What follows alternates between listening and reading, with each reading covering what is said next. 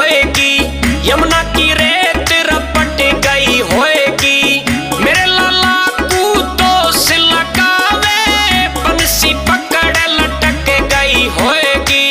मटकिया पे चटक गई होएगी, लाले है देख मटक गई होएगी।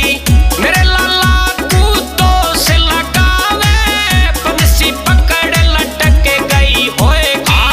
मटकिया पे चटक गई होएगी, लाले है देख मटक गई होएगी।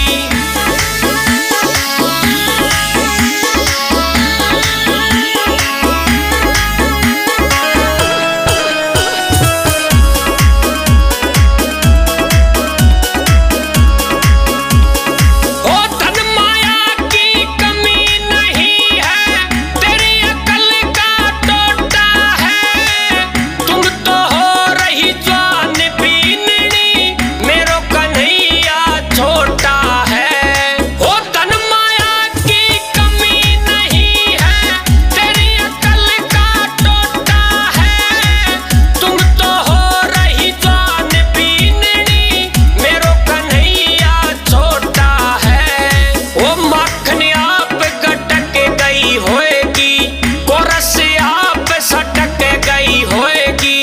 मेरे लाला को दोष लगावे, बंसी पकड़ लटक गई होएगी। मटकिया पे चटक गई होएगी, लाले है देख मटक गई होएगी। मेरे लाला को दोष लगावे, बंसी पकड़ लटक गई होएगी।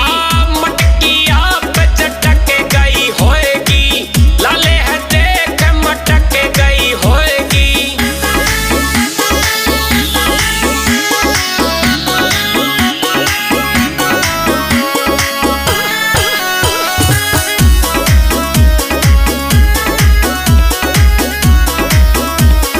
ओ बंसी सुनने मेरे श्याम की, तुम मधुबन को जाती हो। देते गुल चालाल गाल कर, हंसती और हंसाती हो। ओ बंसी सुनने मेरे श्याम की, तुम मधुबन को जाती हो। देते गुल चालाल गाल कर, हंसती और हंसाती हो। ओ बंसी की धुन पे मटक गई होएगी, लाले है पकड़ मसक गई होएगी। ओ मेरे लाला को दोष लगावे, बंसी पकड़ लटक गई होएगी। मटकिया पे चटक गई होएगी, लाले है देख मटक गई होएगी। मेरे लाला को दोष लगावे, बंसी पकड़ लटक गई होएगी। मटकिया पे चटक गई होएगी, लाले है देख मटक गई होएगी। It's Navrat Music.